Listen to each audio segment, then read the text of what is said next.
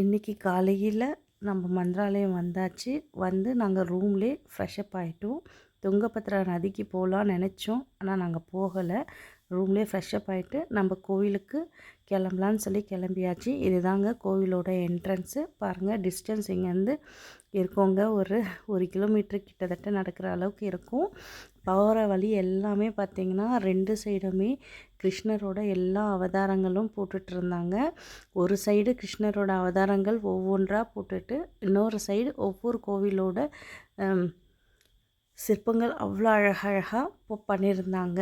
இப்போ நம்ம கோயில்கிட்ட வந்தாச்சு. கோயில்கிட்ட வந்தோடனே முதல்ல வந்து நம்ம மாஞ்சால் அம்மன் சொல்லிட்டு ஒரு அம்மன் இருப்பாங்க. அவங்கள தான் முதல்ல நம்ம சாமி கும்பிடணும். இவங்களை கும்பிட்டு டைரெக்டாக நம்ம நேராக சாமி பார்க்க ராகவேந்திரா சாமி பார்க்க உள்ளே போயிடலாங்க. இதுதான் கொடி மரம்.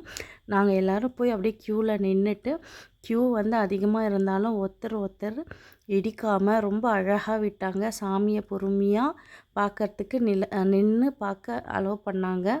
அவருக்கு ஆப்போசிட்லவே ஆஞ்சநேயரும் சிவனும் இருப்பாங்க. அதுக்கு ஆஞ்சநேயருக்கு ஆப்போசிட்டில் தான் நம்ம ராகவேந்திரா சாமிகள் இருப்பாங்க. இப்படி தான் இருப்பாங்க. அவங்கள நல்லா மனதார நாங்கள் சாமி கும்பிட்டு வெளியில் அவரோட பக்கத்தில் இருந்த எல்லா சாமிகளையும் நாங்கள் கும்பிட்டு வெளியில் வந்தாச்சு. வெளியில் வந்து இங்கே பார்த்திங்கன்னா, இங்கே ஒரு மரத்தடியில் பார்த்திங்கன்னா நாகசாமி இருந்தாங்க. அவங்களையும் சாமி கும்பிட்டு நாங்கள் வெளியில் வந்தாச்சு.